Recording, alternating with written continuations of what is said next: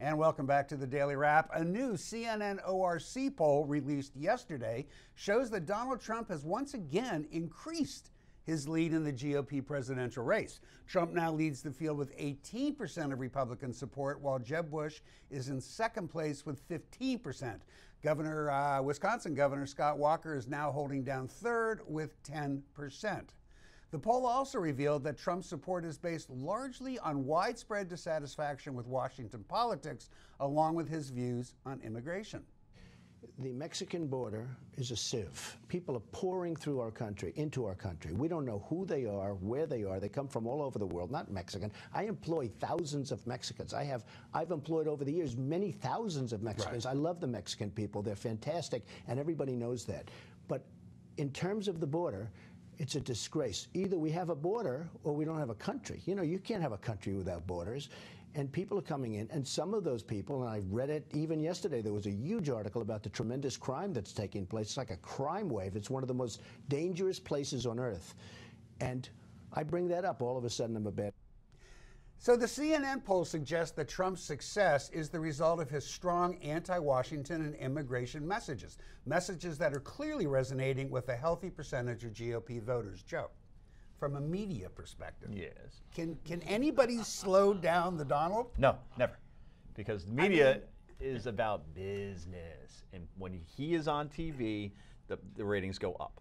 Because he's going to say, people are always going to wait. It's the Howard Stern rule. Why are you watching? I want to hear what he's going to say next, right? So it's the ultimate reality show that gives him all the media attention that he wants. And quite frankly, there aren't too many exciting GOP candidates. Well, I know there's 16 of them. That's true. But outside of like a Ted Cruz, I mean, who are you really going to get like that soundbite from that you say, wow, that's provocative? It's unbelievable, guys. I mean, I'm an old guy. I've been doing this a long time. Your hair looks good. I have never, thank you. You and my wife think so. Yes. I have never, ever seen a candidate get this much free media. I mean, if we were to put a value on this, I literally think you're at $100 million in free media. Oh, yeah. The irony here is the richest guy in the race is the one not paying for any of his coverage. And then that's how, by the way, footnote, that's how you get that rich. Yeah. You figure out how to exploit the natural talents you have. But it also means when we hear people saying, well, he should bow out, or candidates should take a pledge that they will, they will not run as third-party candidates. Any of those games will not work for all the reasons you're talking about, Joe. The only way to beat Donald Trump is to beat Donald Trump on the merits. And spending time grousing about his presence is not the way to do that. Anywhere. Well, Bill, let me ask you this. I've gotten some flack because I've continuously pointed out that I don't think Donald Trump prepares for his speeches. I don't think he does any homework, which I don't see as a good thing for a president. He himself has now said that he has no plan to prepare for the debates. You think that that's something that the people are going to go, wow, that's awesome? I think people are going to love that. People want exactly that. There's 16 candidates. I disagree with Joe only on this. There's only one guy that's interesting and commands attention. That's Trump. Everybody else is an also-ran when it comes to that. So he hinted, apparently, Trump has hinted that he might run as an independent third-party candidate if he doesn't get the respect that he thinks he deserves from the Republican Party. Now, Chairman Reince Priebus says, nah, it's just not going to happen. What do you think, Do you fear an independent run from Donald Trump? I don't see that happening. I think everyone understands that if Hillary Clinton's going to get beat, she's going to get beat by a Republican, and most people that run for president run to win. And if our candidates want to win, then they'll have to run as a Republican. But I don't fear that. I think that, and I think you've even seen Donald Trump walk that.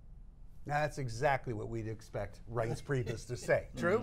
Does anybody here believe Reince? Do you really believe that Trump would not run as a third-party candidate if he's not getting that respect he thinks he's entitled to? Rick, the beast gets hungrier the more you feed it. Right. And if he somehow says, you know what, I'm not getting the respect that I think I deserve. And he thinks he deserves an awful lot of respect. Yes, he does. But if you look at the polls, maybe he does deserve it. The bottom line is, if he runs as an independent, say hello despite all of her troubles and despite being a horrible candidate to President Hillary Clinton. Oh, he's the Republican Party's Ralph Nader. I mean, he's the Ralph guy. Nader ran third party. Well, and I think ended up he's more Perot than Nader in terms of the support he would get. But in terms of spoiling an election, quote unquote, you know, he is the Republicans' Ralph Nader. They're going to have to give him respect whether they like him or not. He's leading in the polls.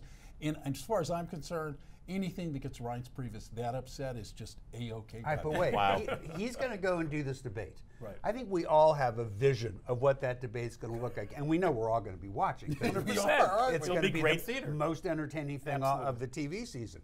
But if some of those candidates get rough with the Donald, is that something he's going to interpret as a lack of respect from the Republican Party? He might, but here's the one place to flip it, not take the Donald down on the third party thing, because you're 100% right. He's a glutton for attention. He will run.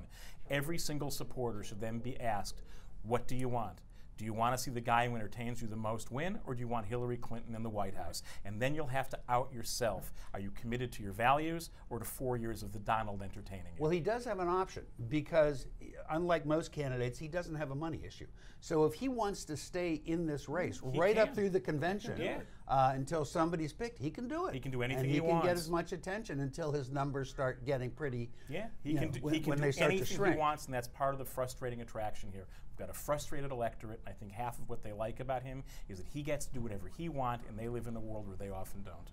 I don't know, Bill. You know, what happens if he makes a decent showing in Iowa and New Hampshire, and we kind of think he's gonna.